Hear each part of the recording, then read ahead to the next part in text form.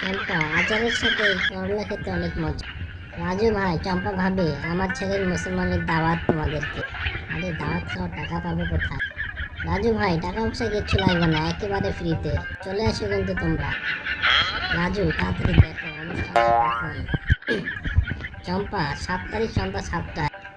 আরে আজকে সন্ধ্যা 7টায়? তাহলে এক কাজ করো, এই খাবারগুলো সব ফ্রিজে রেখে দাও। না চম্পা, তাহলে এই খাবারগুলো আমরা এখন খেয়ে নেই চটপট করে।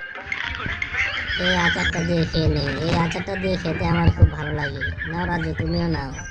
আচারটা দিয়ে ভাতটা মেখে মেখে খাও। চম্পা, এই আচারটা দিয়ে ভাত খেতে আমার অনেক ভালো লাগে, সাথে একটু করলা খাই।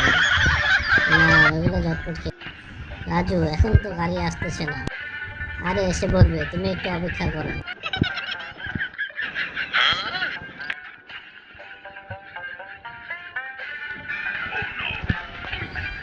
আরে রাজু, বসে থাকতে থাকতে ক্লান্ত হয়ে গেলাম, ওঠো।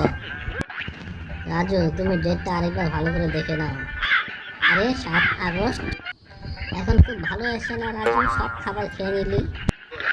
চম্পা, আজকে দুপুরে যে খাবার খেয়েছি রাতে না খেলে চলবে। আরে মোটু ভাই, তুমি কোথেকে আসলা? চম্পা ভাবি, কি রান্না করছো? মোটু ভাই, এই দেখো শুধু গরম পানি করছি। চম্পা ভাবি, রাজু ভাই বাজার থেকে কিছু আনেনি? তোমার রাজু ভাই কি আর বাজারে যায়? সারাক্ষণ খালি ঘরে বসে বসে মোবাইল দেখে।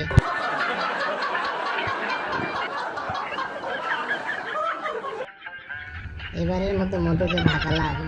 এখন আমি আচার দিয়ে ভাত খাবো। এই আচারটা দিয়ে ভাত খেতে অনেক মজা লাগে, তাই আমি সবসময় আচারটা দিয়ে ভাত খাই। ভাতের সাথে এভাবে গোস্ত খেতে আমার অনেক ভালো লাগে, তাই গোস্তগুলো আমি বানিয়ে নিয়েছি। খুব মজা।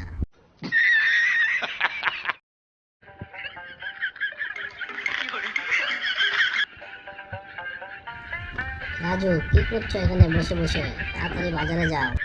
চম্পা, আজকে আর বাজারে যাব না, আজকে আর শরীরটা ভালো লাগছে না, তাই বাজারে যেতে হবে।